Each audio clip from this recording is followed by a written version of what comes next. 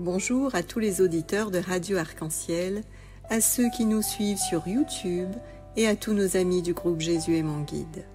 Cécile et moi, nous sommes très heureuses de vous retrouver ce samedi 18 mars 2023 pour partager avec vous le pain de la parole.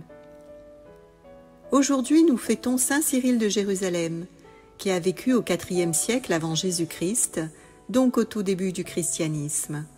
Saint Cyril saura souffrir pour la parole de Dieu. En tant qu'évêque de Jérusalem, il devra combattre des hérésies qui déforment le message de l'Évangile. Accusé de s'éloigner de la vérité, il devra faire valoir la légitimité de son élection épiscopale jusqu'auprès du pape, et par 3 fois, il devra s'exiler. Ses catéchèses sont célèbres. Écoutons-le enseigner l'heure du carême. Obéissez à Jean le Baptiste qui vous exhorte, rendez droite la route du Seigneur, enlevez obstacles et cailloux qui font trébucher pour marcher droit vers la vie éternelle. Par une foi sincère, purifiez le vase de votre âme pour y recevoir le Saint-Esprit. Commencez par laver vos tuniques dans la pénitence. Vous êtes appelés à la chambre nuptiale. L'époux invite tout le monde, car sa grâce est inépuisable. Demandons à Saint Cyril de Jérusalem de nous aider à devenir comme lui, de courageux témoins de la divinité du Christ. Avec Saint Cyril, demandons avec ferveur que l'Esprit Saint illumine nos cœurs, fortifie notre foi, notre espérance et notre charité, et ouvre nos cœurs à la réception de sa parole.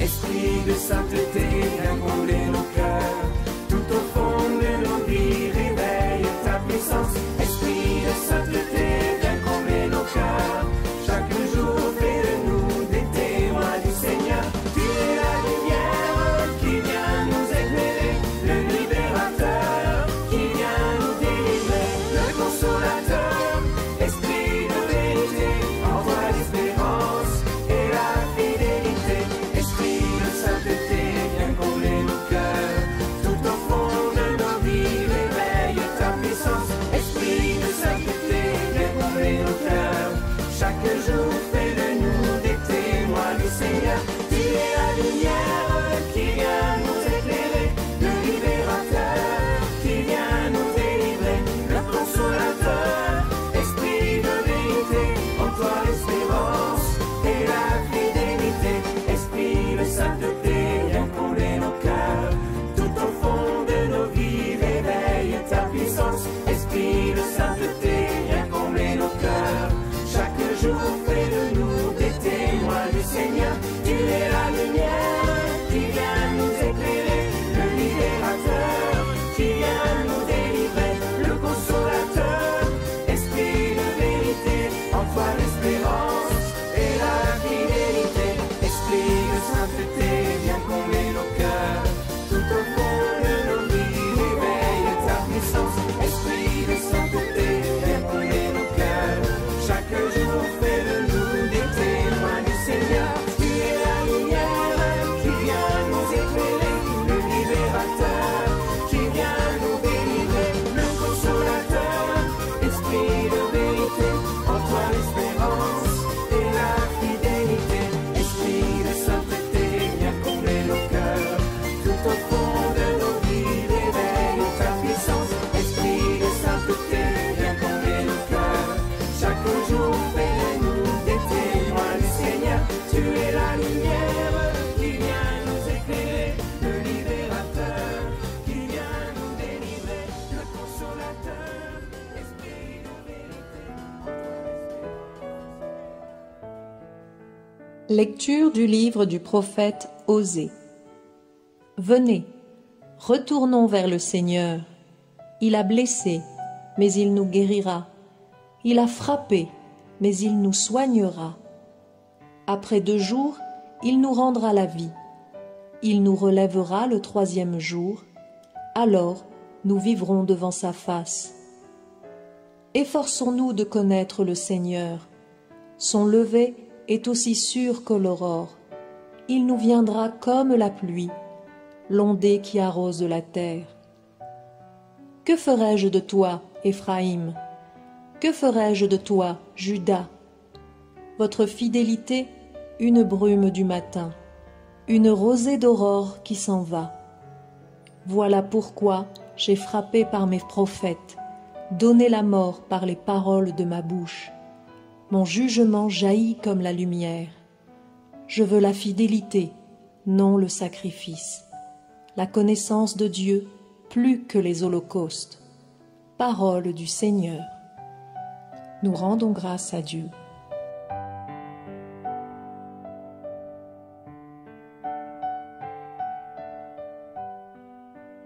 Tu veux la fidélité, Seigneur, non le sacrifice.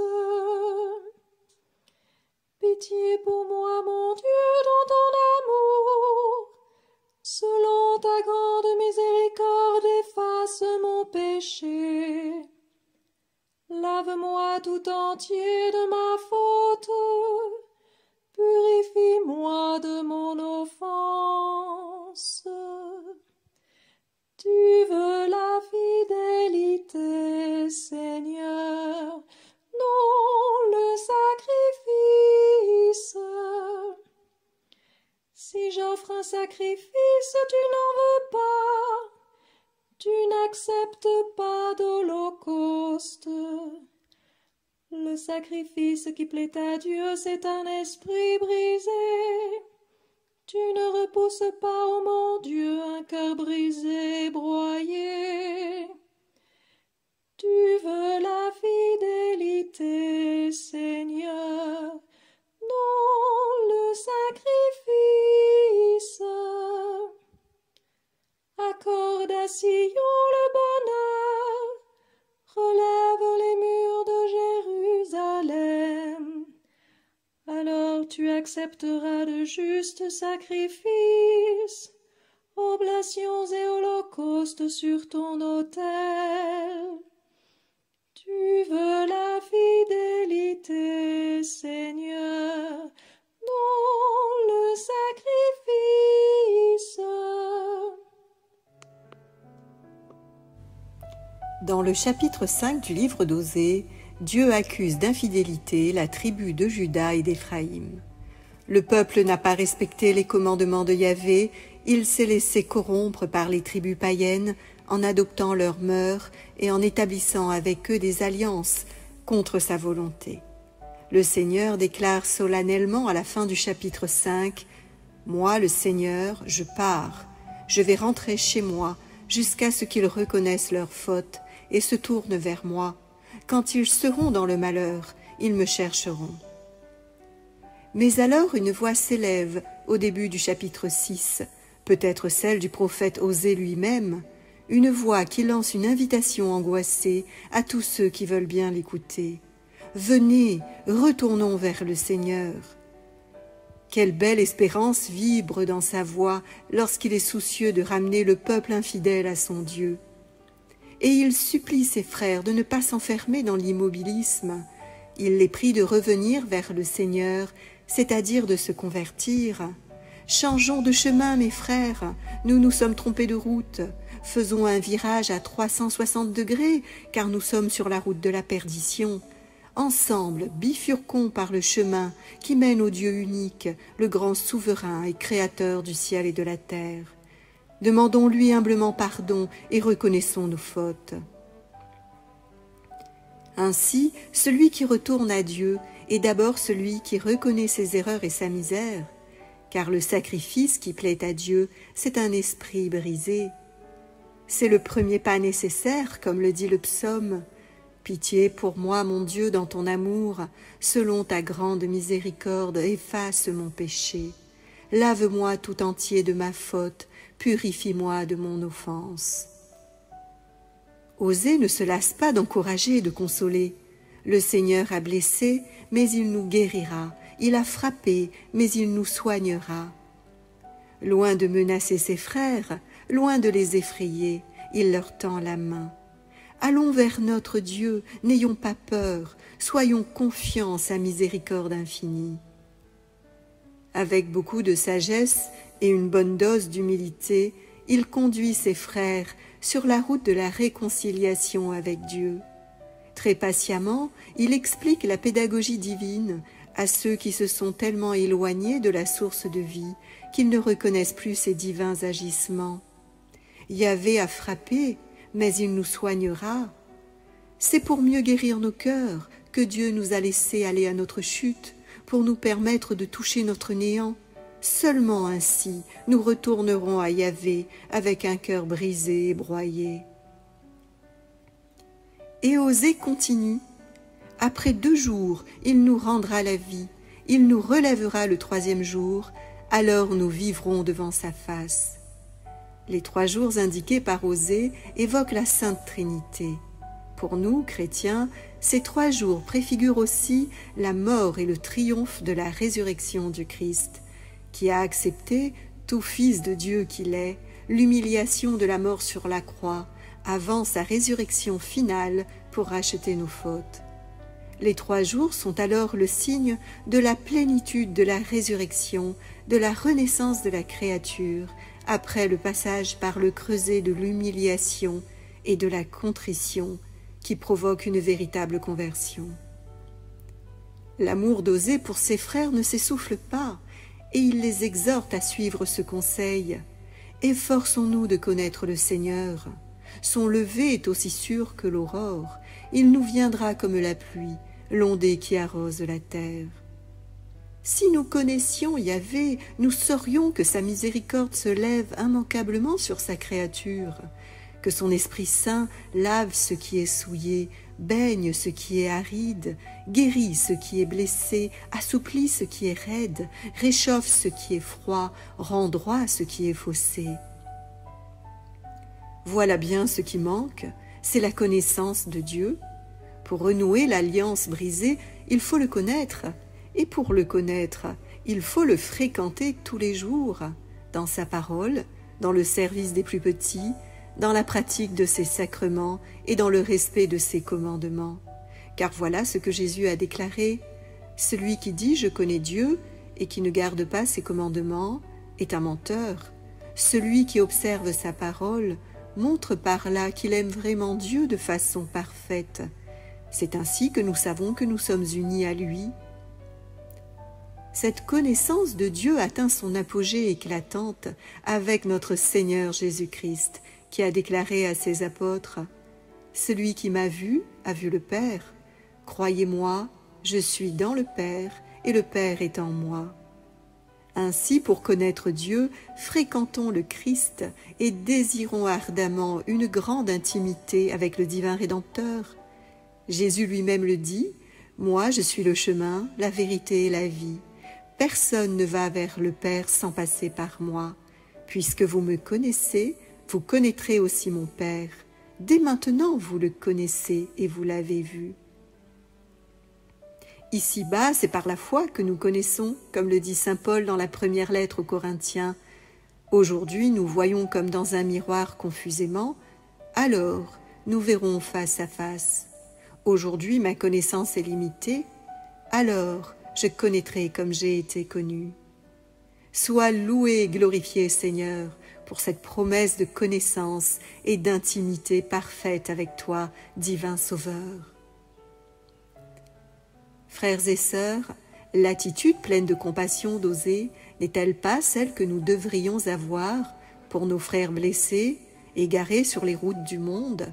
Faisons-nous un cœur d'accueil, un cœur bienveillant, un cœur qui fait déborder de nos bouches des paroles réconfortantes, des paroles qui régénèrent et qui encouragent celui qui est affaibli à cause des épreuves de la vie ou à cause de la morsure du péché. Jésus n'a-t-il pas dit « Ce ne sont pas ceux qui sont bien portants qui ont besoin de médecins, mais les malades. Je ne suis pas venu appeler à la repentance des justes, mais des pécheurs. » Qui serions-nous alors pour repousser, pour malmener en acte, en pensée ou en parole notre prochain? Puis c'est Dieu lui-même qui fait entendre sa voix à ses fils perdus. « Que ferai-je de toi, Éphraïm? Que ferai-je de toi, Judas ?» C'est avec une grande compassion et une infinie miséricorde que Dieu parle à ses fils, comme un père désolé face à leur infidélité et à leur désobéissance. Lui, le père aux entrailles de mère, a le cœur douloureux en faisant ce constat. Votre fidélité, une brume du matin, une rosée d'aurore qui s'en va. Voilà pourquoi j'ai frappé par mes prophètes, donné la mort par les paroles de ma bouche. Mon jugement jaillit comme la lumière. C'est un regard plein de tendresse blessée que le Dieu de l'univers pose sur ses créatures, regard d'amour véritable, miséricordieux et exigeant. C'est un constat désolé, car l'amour de Dieu est sûr comme le lever de l'aurore, mais la fidélité de sa créature est aussi fugace que la brume du matin. Alors Dieu remet les pendules à l'heure. Il rappelle à l'homme ce qui lui plaît, ce qui touche son cœur de père et fait frémir ses entrailles. La connaissance de Dieu plus que les holocaustes. Ainsi le Seigneur lui-même formule ses préférences, et c'est la connaissance de ces trois personnes divines, Père, Fils et Esprit, qui fait sa joie, parce qu'elle tisse une profonde intimité avec ses fils. Je veux la fidélité, non le sacrifice. Dieu réclame à ses fils la fidélité, c'est-à-dire une foi et une confiance solides et fermes, car c'est dans la durée que l'amour fait ses preuves. C'est bien ce que dit saint Paul quand il compare la vie spirituelle à une épreuve sportive que nous devons gagner.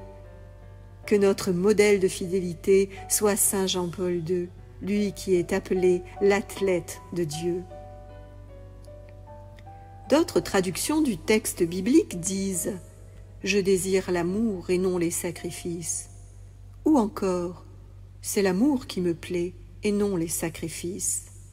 Ainsi la préférence du Seigneur, c'est aussi la charité qui unit dans un même élan l'amour de Dieu et l'amour du prochain. D'ailleurs, ce sont les deux premiers commandements. Tu aimeras ton Dieu plus que tout et le prochain comme toi-même. C'est ce que Jésus répétera inlassablement aux pharisiens, aux scribes et aux chefs du temple. Allez donc apprendre ce que signifie la miséricorde et non le sacrifice. Non pas que le sacrifice n'ait plus de valeur, mais le vrai sacrifice à offrir à Dieu, c'est la miséricorde. C'est un cœur qui s'humilie devant Dieu parce que c'est un cœur qui est brisé, un cœur qui pardonne, un cœur qui sait rester humble et plein de délicatesse devant la faiblesse de son frère.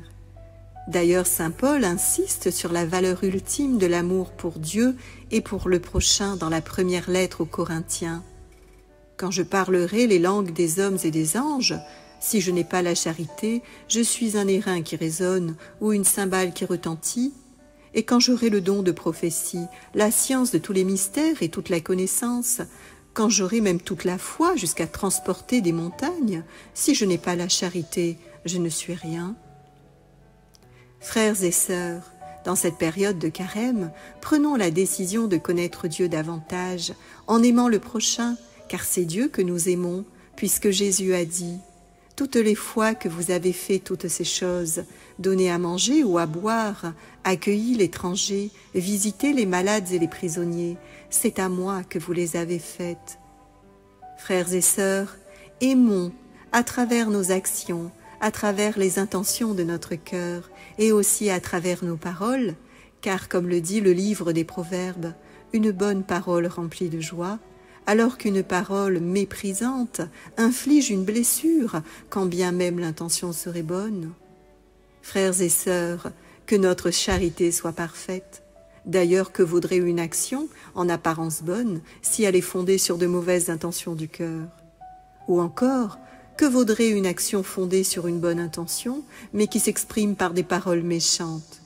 Ces actions ne seraient pas parfaites, car saint Paul énumère le fruit de l'esprit: amour, joie, paix, patience, bonté, bienveillance, fidélité, douceur et maîtrise de soi. Alors fondons toujours nos bonnes actions, même les plus insignifiantes, sur une bonne intention du cœur, qui s'exprime par de bonnes paroles, car comme le souligne Jésus, ce que dit la bouche, c'est ce qui déborde du cœur. Avec dans nos poitrines un cœur brisé et broyé, alignons dans un équilibre parfait nos actions, nos paroles et les intentions de notre cœur pour nous permettre de connaître Dieu toujours plus intimement et de lui exprimer ainsi qu'au prochain un amour respectueux, humble, désintéressé et sincère. Ce sera là le vrai sacrifice qui plaît à Dieu.